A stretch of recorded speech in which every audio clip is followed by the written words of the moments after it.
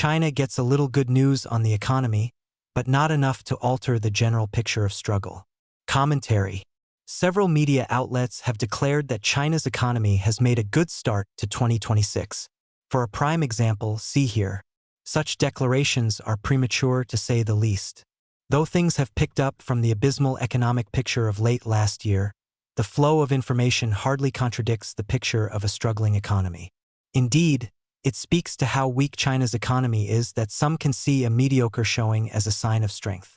Three critical measures, retail sales, capital spending, and industrial production, should suffice to put the matter into a realistic perspective. The first of these, retail sales, holds special importance, since Beijing has stressed the need to revitalize the Chinese consumer. Stronger household spending is, Beijing has admitted, the only way to make the economy less export-dependent and better able to absorb much of the excess capacity that was itself created by misplaced government spending programs over the past few years. During the first 2 months of this year, retail sales rose by 2.8% over the same period in 2025. To be sure, this rise is an improvement over the 0.9% increase recorded over the 12 months ended last December. But it still falls very far short of the 4.5% overall real growth targeted by Beijing for this year or the 5% growth claimed by Beijing for the economy's growth last year.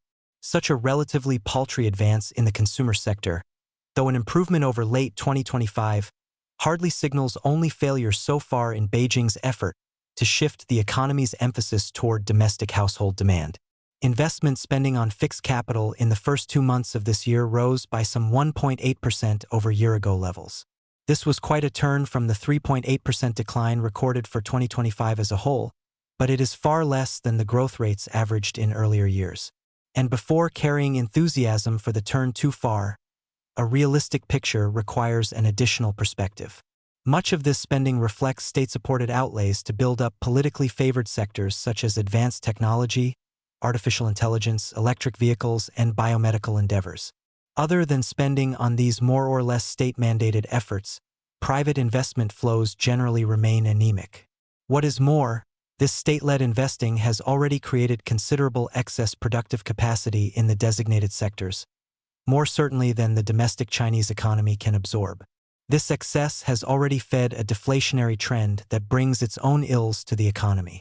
As of February, the most recent period for which complete data exist, producer prices in China remain some 4% lower than 2 years ago.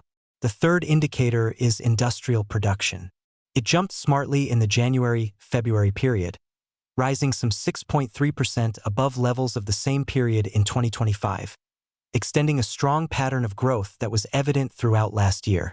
Since the domestic Chinese economy was troubled throughout this time as during these opening months of 2026, it should be apparent that this growth in industrial output mostly fed exports, which, despite resistance to China trade in Europe and especially the United States, also rose throughout the past year. Much of this product went to the global south. But it is not evident that this area can sustain enough growth going forward to substitute for continued slack in American and European demand, as well as slow growth in the domestic economy. This limit on the growth of Chinese exports in the global south is especially true, as many of these countries, notably Malaysia, Indonesia, and Mexico, are beginning to take steps to stem the flow of Chinese products.